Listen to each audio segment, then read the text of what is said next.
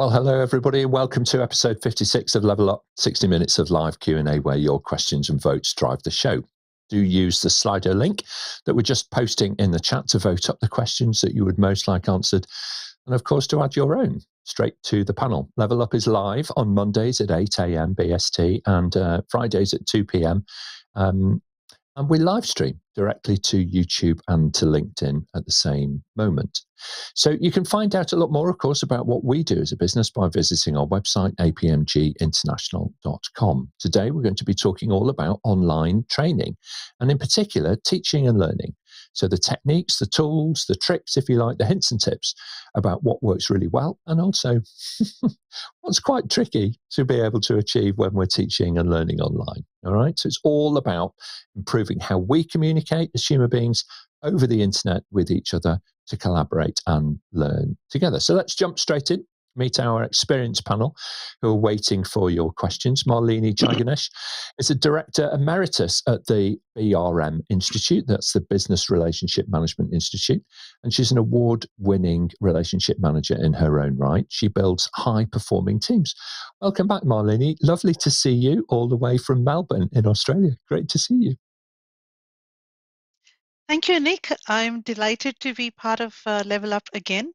And I'm looking forward to sharing my experiences of online teaching and learning over the past couple of years and learning from the other facilitators we have on the panel today. Excellent. Thank you so much. Joining us for her first appearance on Level Up is Noopur.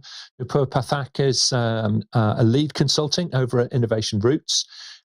She uses her passion and commitment to help clients understand their mission and how culture and brand are interrelated, and really coaching people's game right up to the first Premier League. So welcome, Noopur. Brilliant to see you. Thank you so much, Nick. I am excited to be part of this panel and looking forward to a lot of insights from the co-panelists and you as well. Okay, thank you so much. 3 regular contributors are joining next. Let's start with Jake Barlow, who works over at Training Bite Size, a training organisation who are really bringing to life new ways of teaching and learning for their clients. Welcome back, Jake. Great to see you. Thank you very much, Nick, and good afternoon, everybody. It is a pleasure to be part of Level Up again, and I'm really looking forward to sharing some of the fantastic insights that I've been a part of at Training Bite Size. Thank you very much indeed. Sarbojit Bose, of course, is based over in Singapore, where the sun shines and then the rain pours and then the wind blows and then the sun shines in pretty much equal measure, I think. Singapore, of course, pioneered the infrastructure of broadband many, many years ago to get ahead of other nations and focus on education and the creation of a knowledge economy and so on. So Sarbojit, welcome back. Great to see you. Thank you, Nick, and thank you for having me yet again. And good morning, good afternoon, and good evening for all who are joining us from across the globe.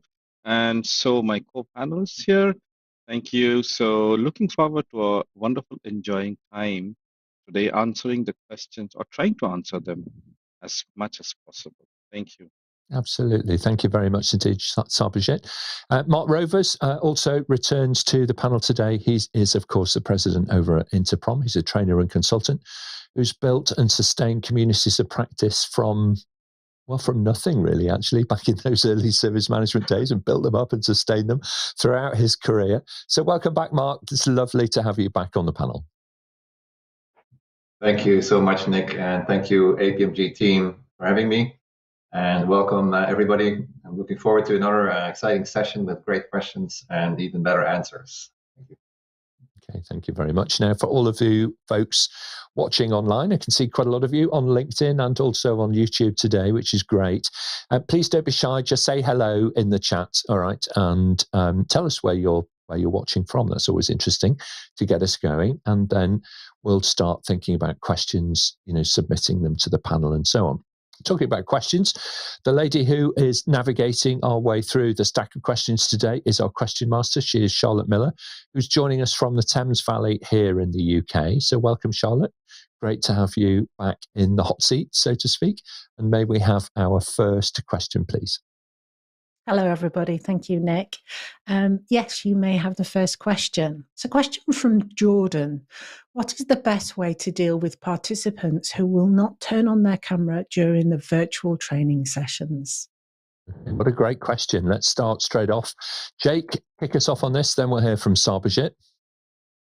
Fantastic. Okay, so there are a variety of reasons why people don't turn their camera on, and we've certainly not got time to go into all of those right now. But so the onus is on us to give our learners a compelling reason to turn their cameras on.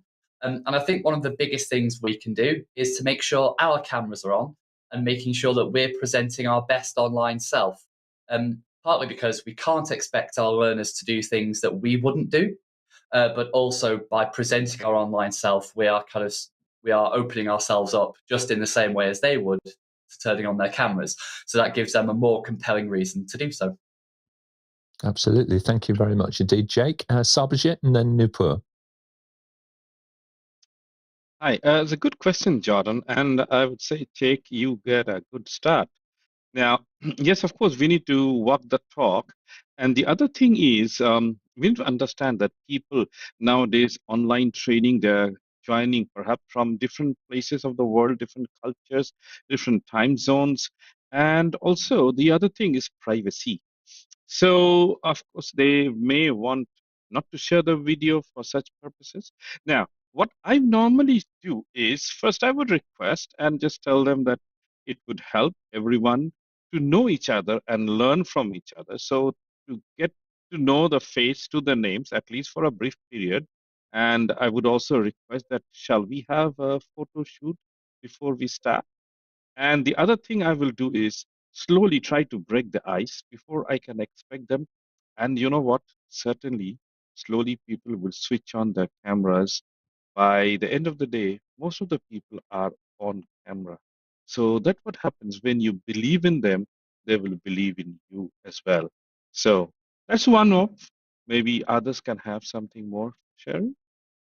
All right, thank you very much. I do think you're right. I think that, first of all, we've got to understand situation and the different cultures, that people have around the world and be very respectful of that.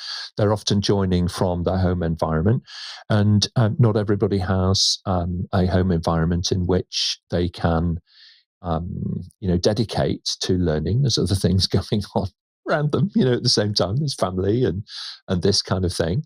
So that's all kind of part of it.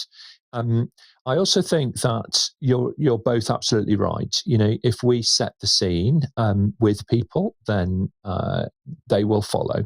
And if we give them confidence and we are respectful of that, then over time that kind of works well. And there's greater advantages of being visible than being invisible, certainly from a communication point of view.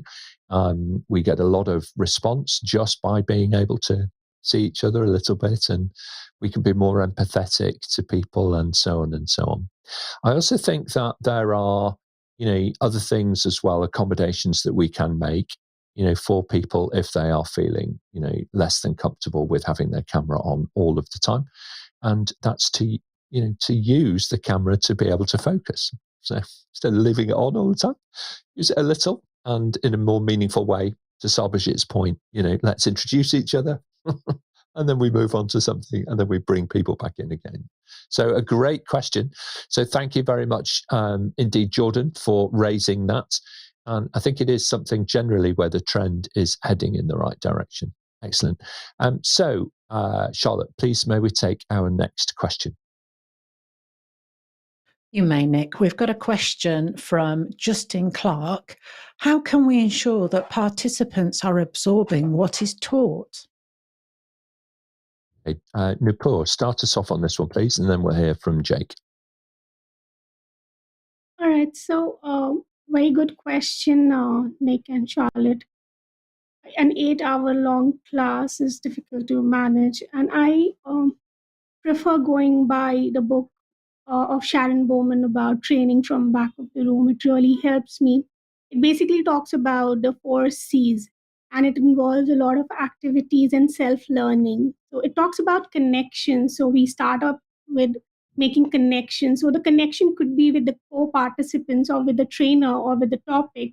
There are different activities that we can do for that particular element of doing the class. So what we can do is we can maybe ask the participants what they are expecting out of the class or what they already know about the topic, and we can pair up the participants and let them talk about a topic. So there are different activities that we can think about.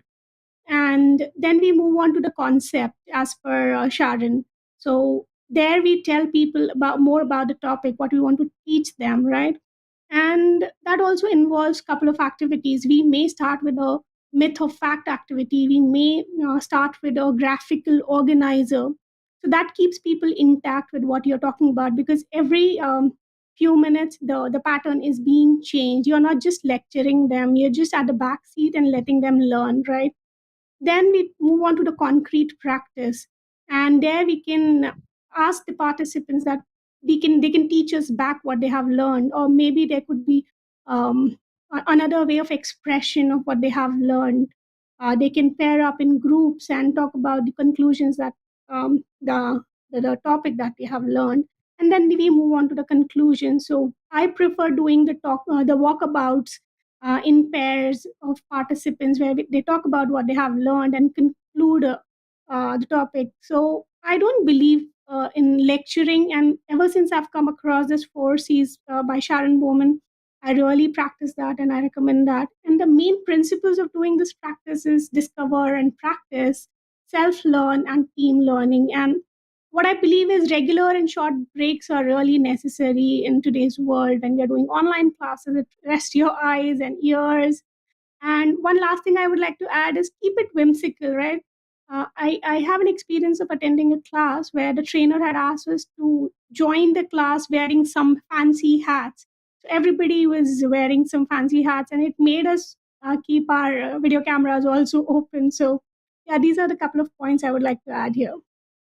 Okay, all right, very good. Thank you very much. So it's some great advice, and we'll get that the 4Cs and the publisher into the chat for you as well. So thank you very much for that, Noopur. That's fantastic. So Jake next, and then Sarbojit. There's not a great deal more I can add to that, because making sure somebody absorbs what is taught, it goes to the very heart of the essence of communication. So the objective of communication is not to get one's point across, it's to ensure mutual understanding. So making sure you're engaging, actively asking for feedback, and like Noopur says, making sure we're having those activities and building that engagement, and just making sure it's not a bad thing to ask. So making sure that can they repeat the point to you, can they understand what's been said, always be looking to try and engage that feedback from people, because that's the best way to know what somebody else thinks, feels, or understands is by asking them. Absolutely. Thank you very much indeed. Sarbojit? Yes, thank you for that, and Noopur and Jake for adding. Well, what I can add a little more to that is one thing we can do proactively, making sure the right people are in the course, because if the people are right and they're adults, they will surely have an urge to learn and be absorbing, right? Absorbing better. But we have to do our training part, that we cannot deliver something very drab. We have to keep things very interesting, and keep up that the surprise aspect up, so they are always on their toes to see what is coming up next. And then time and again try to do a check to see how much they have actually grasped and grabbed from it, and then move on. Another thing is, I always do a reflection. That means I try to ask my student not what you liked of my training, but what did they not like about my training the day before, so the next day I can work differently. And in fact, this week, one of my trainings, I applied that. And the first day, the students were okay, good, but then next day, they were delighted. So I think that these are some of the tips that works. Excellent. Thank you very much indeed. So another great question, because, that is, as I think we opened with, right at the heart of good teaching and learning, isn't it? So excellent. Very good. So let's move on, Charlotte, if we can. I can see that we've got questions stacking up. And if you're in the audience, please do send us your questions in and we'll put them straight to the panel on your behalf. Thanks, Nick. We do have a live question from a live viewer, and that is from Nabil. How to attract the silent class during interactive meetings and during brainstormings? I think this could be taken one of two ways. Absolutely. Okay. So let's kind of think about this a little bit, because, in a busy and engaging and interactive meeting, there are times for full-on participation, and there's also times when we want people to kind of pause and reflect a little bit.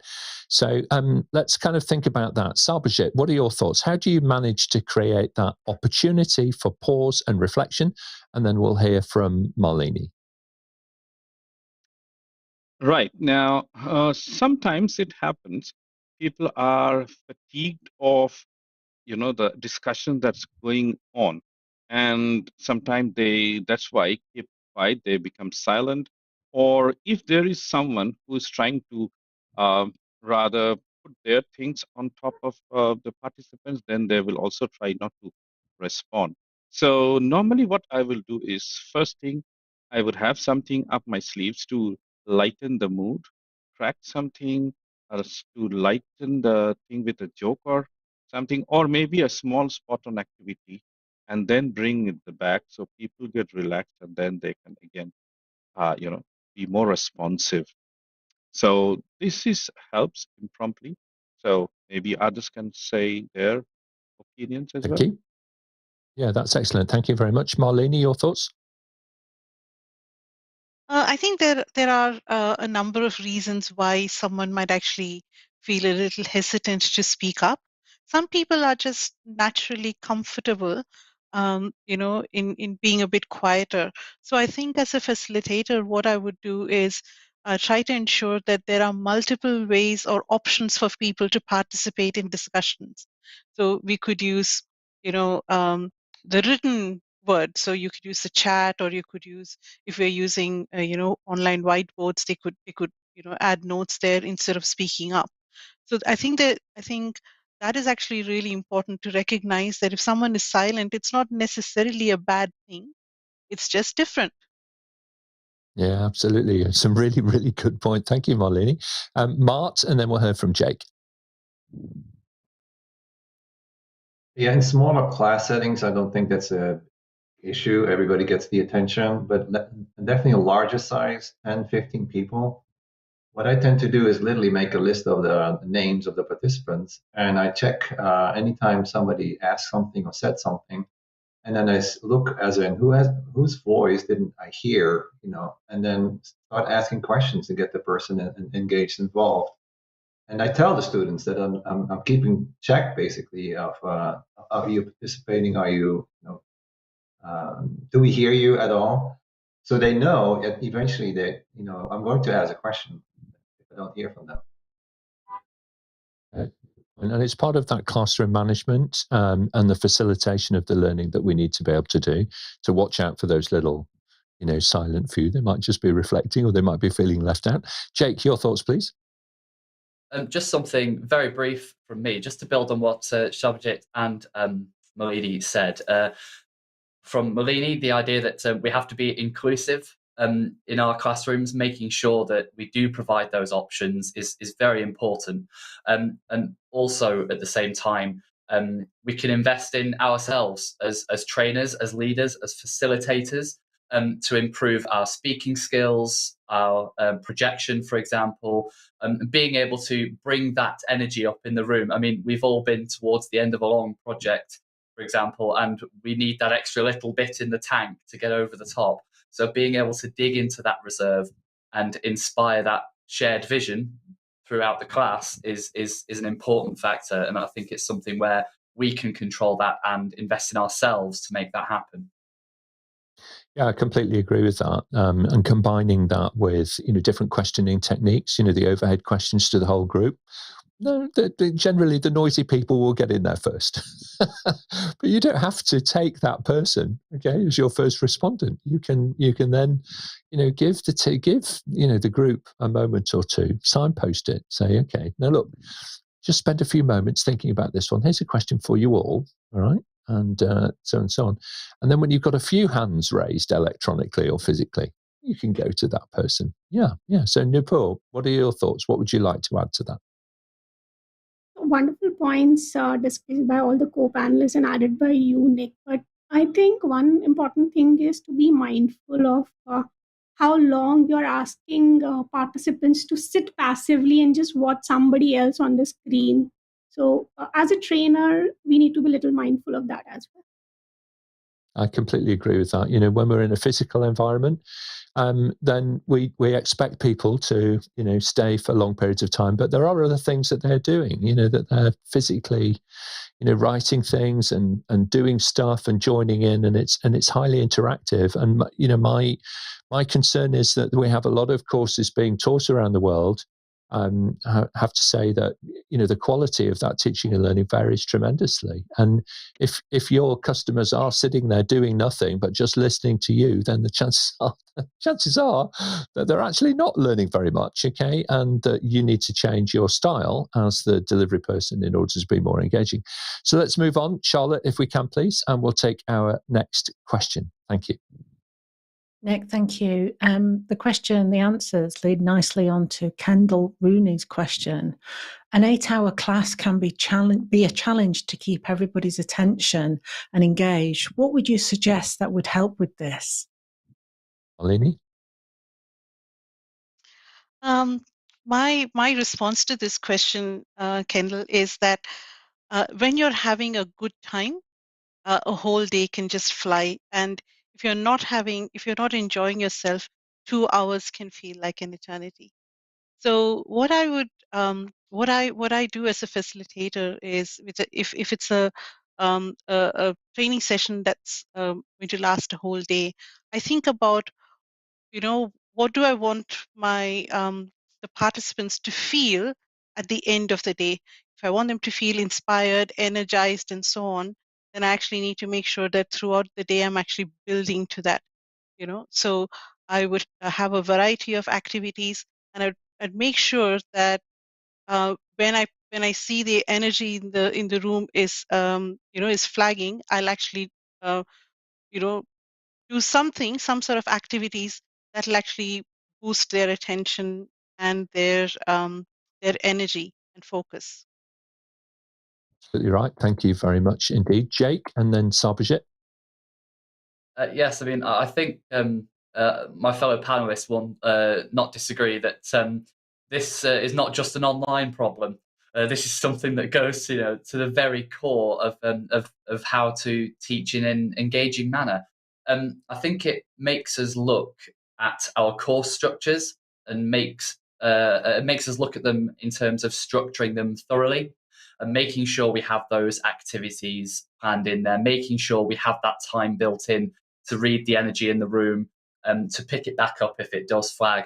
And it's about breaking that training up into bite-sized chunks, manageable sections with interspersed activities and all of those chances to apply learning. So it doesn't feel like the learners are stuck on the page, because of course there's a certain amount of theory to learn, but the real proof in the pudding is being able to apply it. So providing those chances is absolutely key. So it's one of those things we've just got to make sure we're structuring our content carefully so that we can get the most out of it and add the most value to our learners.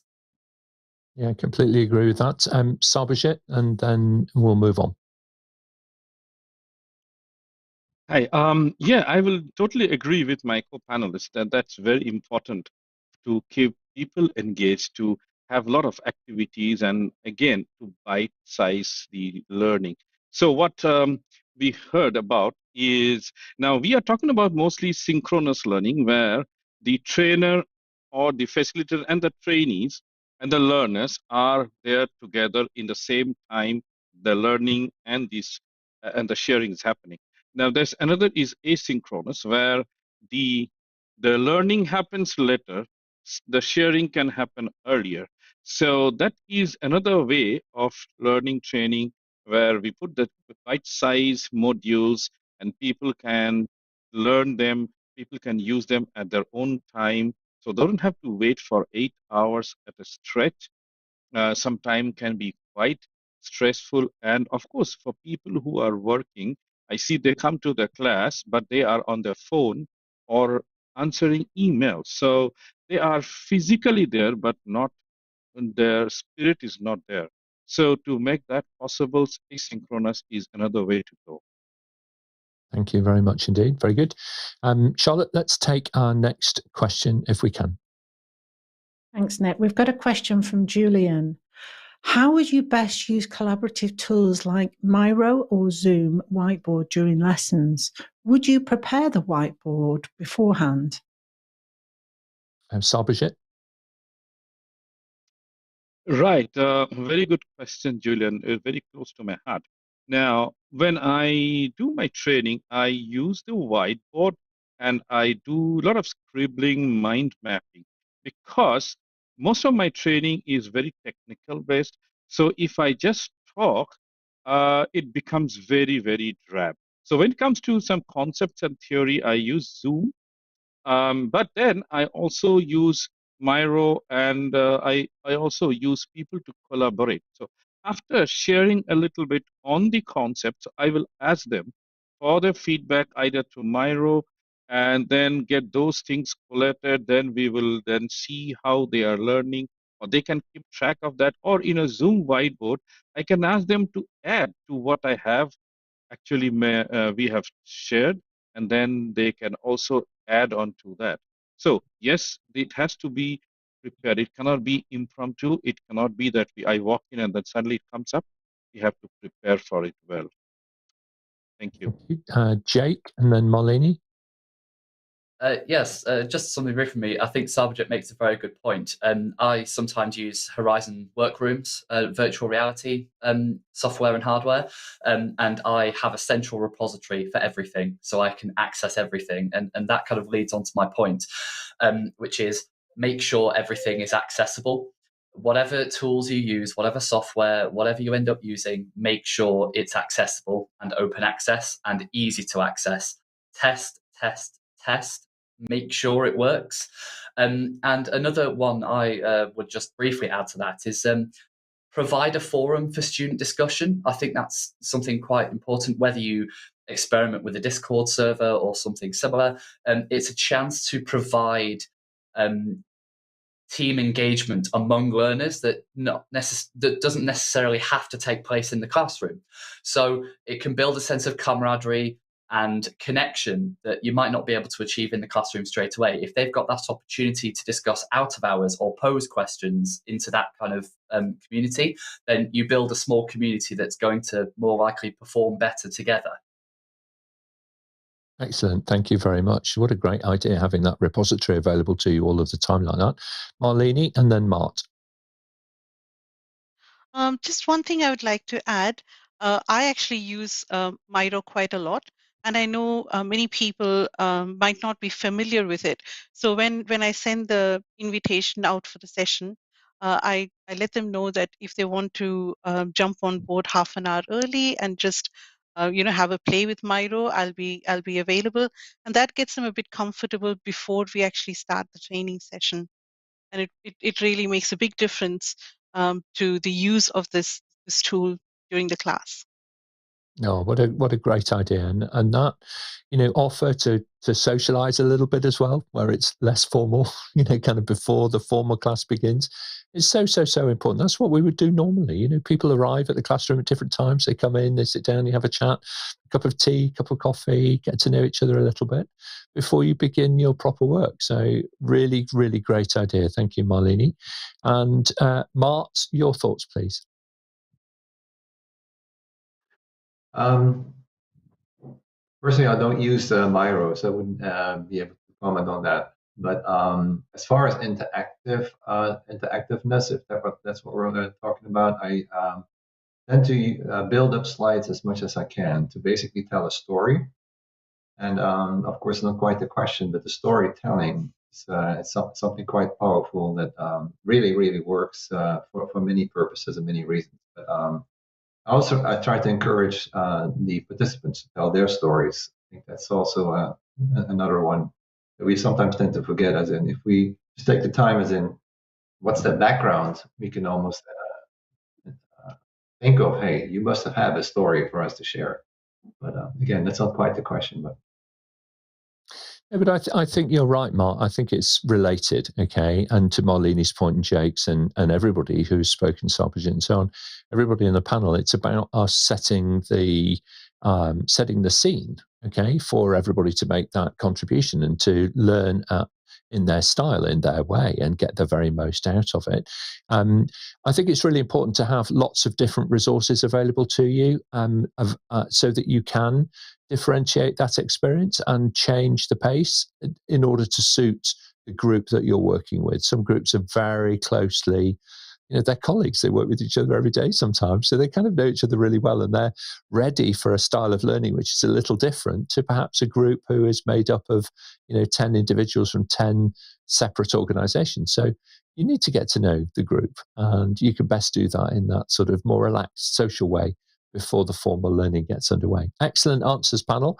Thank you very much indeed, and thank you, Gillian. Now, I know that a couple of folks have been asking questions in the chat, and we're just clarifying a couple of them so that we make sure that we get them in the right order, if you like, for the panel. So we're just working on that right now. So do help us out with that.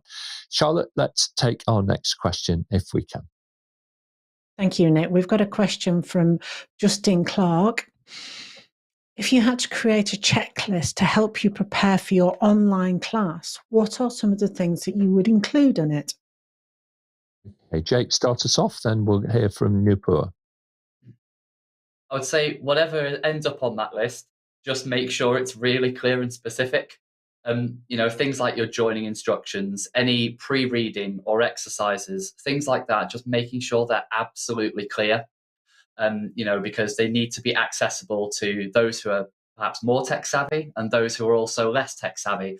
So it's making sure that that is always accessible. But I would include things like joining instructions, anything pre-reading wise that you'd like anyone to do, and any exercises you think would add value to kind of jumpstart their learning. Okay, thank you very much indeed. Noopur, your thoughts? A couple of things Jake has already covered. So I would like to share some pre-readings, as Jack has also mentioned, to the participants so they are well prepared. Some do's and don'ts while being in the class for the better experience, and schedule with the break times, so that they can plan their meals. Sometimes the class goes on for a long, so maybe they can eat beforehand and they can plan their meals in between the breaks. And certain requirements, like if they need a pen, paper, scissors for certain activities, so they can arrange it prior. Sometimes assessment help before the class so that we can plan our class accordingly. We can send an online assessment to them. Small pre-activities also helps, like we can ask them to come up with their understanding of the topic and their expectations. That basically helps us in designing our program for them. I generally recommend people to do infrastructure test of audio, video. So there are certain tools that allow you to do the self infra testing, and sometimes if it is required very much, I don't mind going on an infra test with them. So these are a couple of things that I make sure that students have with them prior. Excellent. Thank you very much indeed, Noopur. Great advice. Mart, your thoughts? just quickly to build on that, indeed, I'd like to square away as much as possible all the technology prior to the class, as far as the headsets and the microphones, the internet connection, the Wi-Fi, and any of those technical requirements that would make it a good experience. I mean, prior to our pandemic, of course, we had people joining with less exposure to that. Of course, the pandemic made a huge difference there, but still, I would square away as much as possible with all the technology challenges we may encounter during the class. Yeah, I think you're right to do that, because that then sets people at their ease and all the technology gets out of the way. and the learning can begin, which is super important, isn't it? Some really great insight, actually, from the panel there. So lovely question. Thank you, Justin, for it. Charlotte, let's move on. We'll take our next question if we can. Question from Kendall Rooney. Do you find making use of virtual breakout rooms helpful, beneficial for an online training class? Hey, Sarbojit, then Jake. Hi, Kendall, good question. Now, when in a class, we in a physical classroom, then we sometimes create small groups and give them activities. So the same thing, the breakout rooms gives us the facility to do that. Now, another big thing with a breakout room is, people can gather in small groups where they don't feel very intimidated, and they are then more open to share, maybe 3 to 4 or maximum 5. I don't go beyond that. Normally I go for 3 to 4. Unless it's a huge team, then I may go to 5 maximum. So then the benefit is people can share and then open up, then they can learn better. And also I can give them different kinds of activities which they can do, and then they can experience, and then they can come back and again they can share their experience, and as a group they can also contribute from learning from others, different other rooms. So that's how I normally use them in my training these days. Okay, thank you very much indeed, Sarbojit. Jake, and then Malini.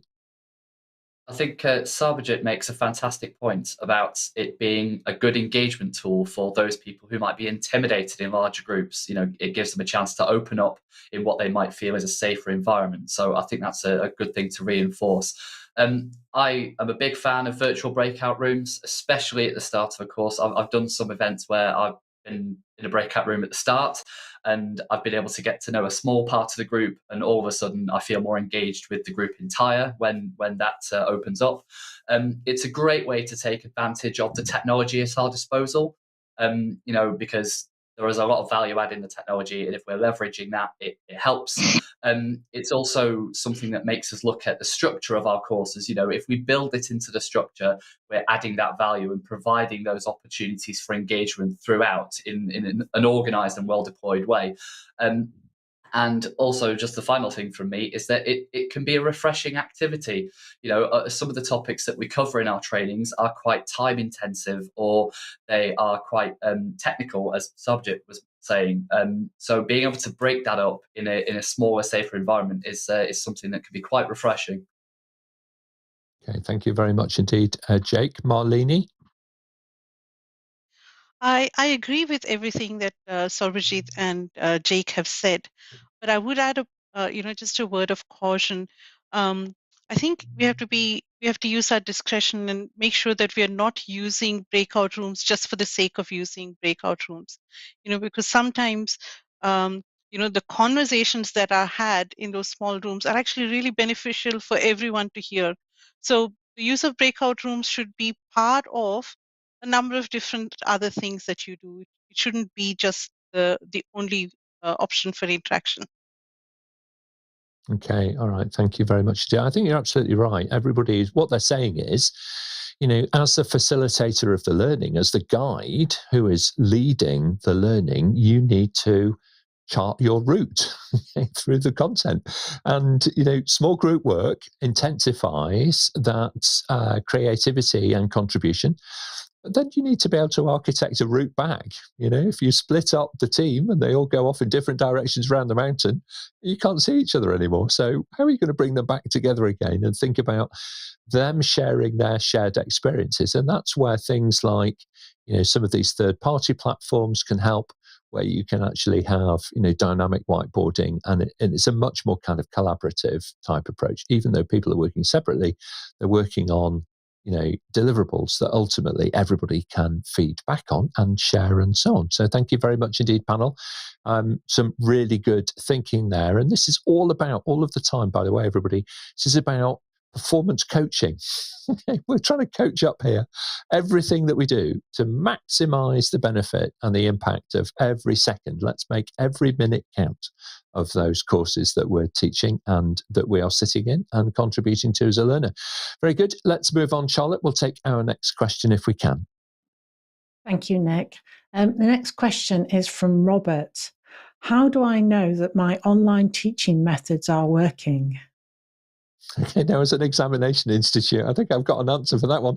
But before I say my piece, Jake, go ahead. Your thoughts, please. Just very briefly from me on this one, it's not just a pass rate thing, I have to say. Although we do like our pass rates, for that external validation of skills and learning. But also, it's in marketing we call it a customer touch point. It's an opportunity to actively seek feedback. Do people feel it's working for them? Ask. And going back to what Noopur was saying about reinforcing learning and having those activities, making sure we're doing that and asking and engaging. And, I have this feeling that people can often be afraid to ask, is this working for you? Don't be afraid to ask. People are genuinely, for the most part, want to be helpful and want to reinforce something positively. So, using it as an opportunity to build a relationship within the classroom with every, and this can be done on a personal level, not just at a classroom level. You can engage with every single individual. So don't be afraid to ask. All right, okay, very good. It's a really good point, isn't it? Communication is a two-way street, I think, anyway. All right, very good. So Noopur, and then we'll hear from Sarbojit. Yeah, all right. So to answer this question, it's very simple for me. Teaching is equals to learning, right? For students, it is teaching for me and it is learning for the participants out there. How do we determine that it is working or not? When your participants are able to explain something in their own words, they're asking questions, interacting with each other, and being able to conclude. What I know is the indicator of it is not working is excessive silence. It shows slow learning. So it tells you to fix your approach accordingly. Also, I believe in a couple of things like speaking over listening, walking over sitting while in a class, writing over reading, shorter over longer. So these are a couple of things which are indicators of that people are learning. So that's one sense Absolutely. of mine. Absolutely. Thank you very much indeed. Sarbojit? Well, in a face-to-face class, things are very easy because the faces never lie. Even if you don't speak, the face tells me if they have learned something or not. Now, in an online class, unless like this, everyone's video is on, that advantage is a little dented. So yeah, what I would do is after, say, every 5 minutes, stop, pause a bit, ask a question, and try to get the feedback to see if people are really getting the point or not. Maybe I'll ask someone to reinstate something, or I would maybe straight away ask some question generally, or I may also ask that what you did not like in this previous 5 minutes that you learned. Well, of course, along with that, I may do other assessments on a regular basis after every session, do a little checkpoint to know how the things are, how they are really learning or not. And for sure, there will be people who are slow learners, there will be who are fast learners. So in such a class, I can then also customize and deliver to their needs. And now it's not easy to do that, but at least to some extent, I can reach out and not leave the the slow learners behind and only run down with the fast learners. Or I don't want to also go so slow that the fast learners feels very much dejected and they fill out. So that's something I guess it had worked for me so far. That's what I can share, Robert, for you. Thank you. Thank you very much indeed. Yeah, it's like that old joke, isn't it? The teacher looks at the child and says, I've taught you all I know and still you know nothing. So we need to check. We just need to check, all right, all of the time. So always a great opportunity, isn't it, to stop and check and say, okay, so we've talked about this now for a little while. Just take me through it in your own words. Show me, draw it out for me, sketch it. Paint a picture, act it out. Whatever way you want to be able to get that feedback loop, in place, so that we know that there's that transfer of knowledge going on. Fantastic. Thank you very much indeed, panel. We're going to pick up the pace a little bit. So let's move on, Charlotte, and we'll take our next question if we may. Thanks, Nick. We've got a live question from Nabil. How can we create consensus in a challenging class? Wow, okay, this is a really important thing, isn't it? How do we perhaps achieve consensus, create that opportunity for consensus? Jake, how would you go about this? How would you unite people? I would a very brief one for me, especially if it's a challenging class where there might be differing opinions.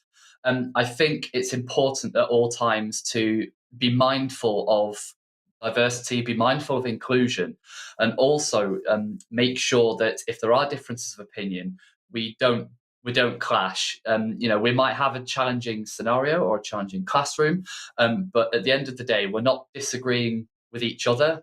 We might be in disagreement opinion-wise. So I tend to use acknowledgement first, then differ, because what you're doing there is you're showing that you've listened to what's been said, you've absorbed it, you've understood it. And while your opinion may differ, you're acknowledging, and that person with whom you disagree or who might challenge you is more likely to listen to you. So that's, I know that's more of a kind of a further on activity, but the idea is if it's a challenging class, there are likely to be differences of opinion. So it's always important to make sure there is a good etiquette and a good environment in which that can occur, because that's going to make the building of consensus a much easier task if there are clear rules around the etiquette around decorum. Okay, absolutely. Thank you very much indeed. Sarbojit, do you have anything else to add? You're a very calm person when you're teaching. I'm sure that you create this calm environment and so on. How do you manage it when folks do disagree? Well, Nick, I was certainly not so calm when I was a young child myself. And my teachers would tell our class, you are a fish market. You brats, you're a fish market guy. We will always be making all sorts of naughty things, So, coming from that background, I do understand such a challenging class, and I know the tricks how to take note. Now, most of the time, when I see such a variety of people who are coming, I would do an icebreaker where the essence is to say that how we are to accept each other and to understand that we have to, we have to agree to disagree at times. So with that being said, and so we will start with that note in the class, and people sometime when we arrive at, then I will try to say, see, we agreed at the beginning to agree to disagree. So let us proceed with that compartment.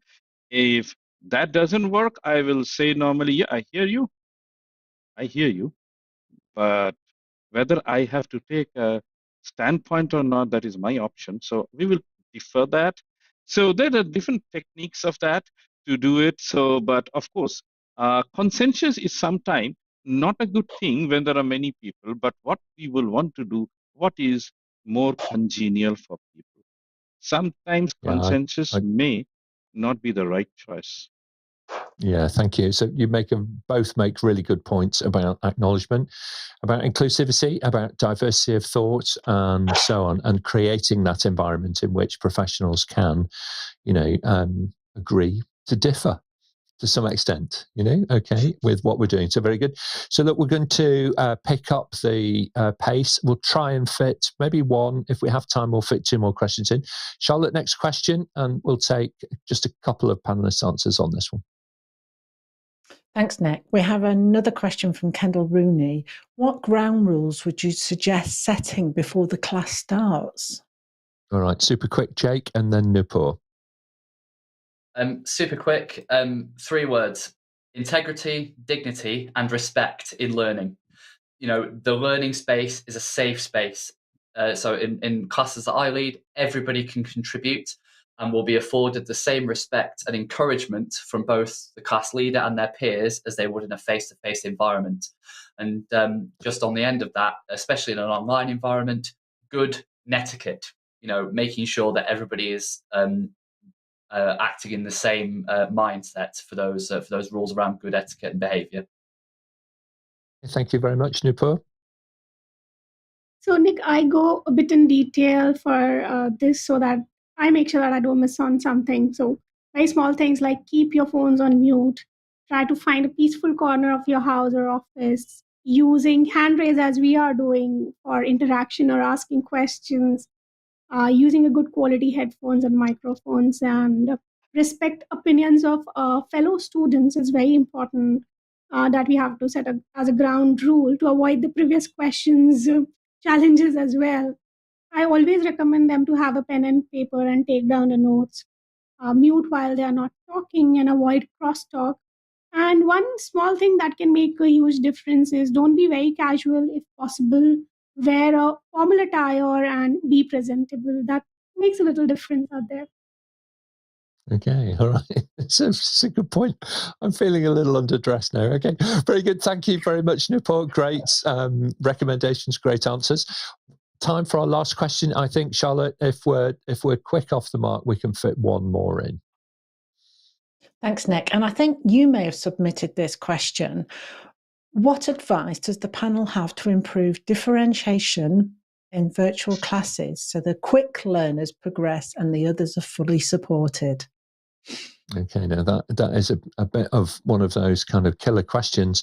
So let's just take bullet points, please, if we can, so that we can hear a variety of different opinions. Sarbojit, your first and single bullet point, and then we'll hear from Noopur. Actually, my bullet point is, can you be more expressive with your thing, improve differentiation in virtual classes? Because the question is so long, I kind of get lost. So, all right, I'll work on my summarizing for you. Okay. So the thing is, there's a lot of things that we do, but the first thing is, as a trainer, we have to be very alert and mindful about what is happening, so that because we are far away, and we have to be always prepared. We have to be always prepared and mindful of things. I think that will be my bullet point. Okay, thank you very much indeed. Noopur? Yeah, it's a very critical question that you have asked, Nick. It makes a lot of difference in teaching as well. I believe in beginning with the end in mind, right? What takeaways, what learning objectives people are looking for or might look for. As I said, we can do an assessment prior to the class so that we can design our class accordingly. So I always begin with the end in mind, and then I go backwards, identifying the activities for each of it. As I said, my trainings are based on 4 C's. So I start with conclusion, then I go on concrete learning, concept, and then connection. So that's how I believe can create the differentiation, you being in the shoe of your learner. And at times, if this is not working, you might let the participants design their agenda of the course if you are that flexible. These are the 2 things that I alter, and I'm looking forward to learn few more things going forward.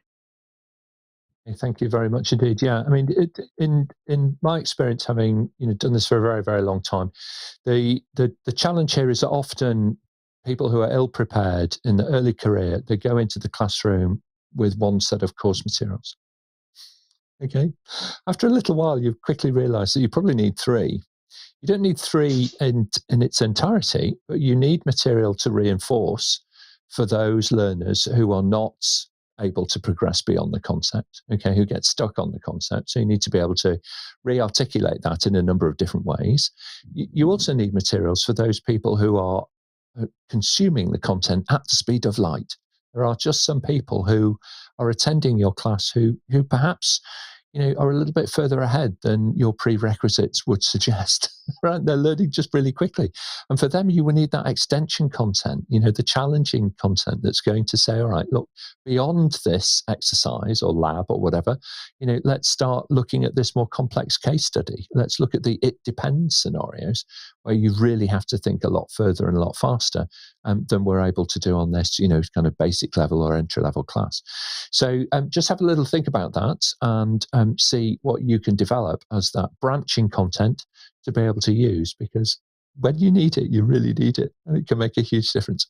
All right, very good. Thank you very much indeed, panel. Some fantastic questions. Thank you to our producers online, everybody that's been on LinkedIn and on YouTube for putting your questions to the panel today. It's been really, really fascinating. So let's go around the panel and hear our closing remarks, please. We'll start with Noopur, then we'll go to Sarbojit. I would again maybe repeat the same, start with the end in mind. Excellent. Thank you very much indeed, Noopur. That's brilliant. It's a really, really good, sound piece of logic for anybody that's working in education. Sarbojit and then Mart. Well, yeah, I would echo Noopur's words as well. That's the way to go. Okay, thank you very much indeed. Mart and then Malini. Since we were talking about online experiences, the very first question to me is still the most important one. Turn those cameras on. I mean, that's just such a huge, important aspect to see the body language and get the interaction going. You get so much more out of a class if we can get that accomplished. Absolutely right. Thank you very much indeed. Malini and then Jake. I think that if you want to improve your online teaching, you have to actually accept that you have to be a lifelong learner.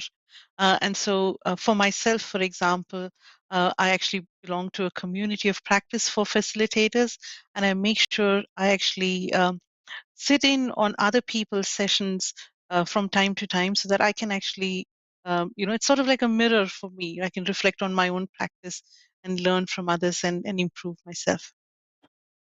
What fantastic advice. Great idea. Thank you, Malini. Jake and then Charlotte. There's absolutely no doubt that in the last couple of years, especially, people are now expecting a higher quality of virtual and online education, and it's up to us as educators and facilitators to step up to that. 3 very brief takeaways for me would be to present your best self, because we've got the technology and we have ways to present ourselves in authoritative and approachable ways. Is from the sending out of pre-learning materials all the way through to passing the exam, set clear expectations of everybody, including yourself. Just like some of the other panelists were saying, have the end in mind, set those expectations for everybody all the way through.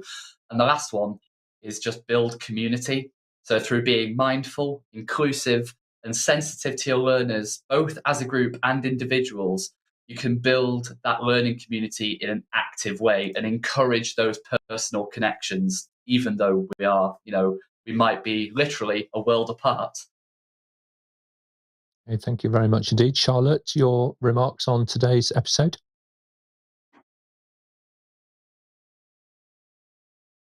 Thank you, Nick. I just want to say a big thank you to all our panelists that have appeared today on the show. You've provided some fantastic advice and information to our audience. The biggest thank you, I think, is to our audience, to our viewers, for submitting the questions that they have, because without them, we would not have any viewers or any content for you to answer. So thank you very much, everybody. It's absolutely true. So thanks very much indeed, panel. Thank you to everybody who's been online today, interacting with us and joining in on this learning journey. Over on our website, you can now search for and view all of the answers to pretty much 800 questions now, actually, that we've answered through Level Up on apmginternational.com/level up. It's an amazing free resource, of course, that connects you with more than 100 people, experts from all over the world, different backgrounds, different disciplines, different geographies. So don't forget as well, you can listen to us on the audio versions of the shows from your preferred podcast platform. Just search for APMG International Level Up and you will find us. Level Up Your Career is the phrase to search for, I think, on the podcasts. Monday the 11th at this Monday the 11th in the morning, we're going to be exploring how you should learn DevOps and SRE, and kind of thinking through about kind of building your career out as a service manager. So beyond a single subject into more of a portfolio of skills and competencies, if you like. Then we're actually going to take a little break because of the Easter weekend. All right. So we're going to take Friday and Monday off, and we're going to return on the 22nd. When it's going to be an amazing show, actually, because we're going to be discussing what are the must-have templates for project managers. Now, project managers love templates. In fact, we all love a template, don't we? Okay, so we're going to be talking about that. We've got some great folks lined up for that show. So do subscribe to the show, and we'll send you, of course, a personal summary of what's coming up next and how you too can join us here on the panel and level up your career with APMG. So thanks very much, everybody. We'll see you next time. Thank you. Bye-bye.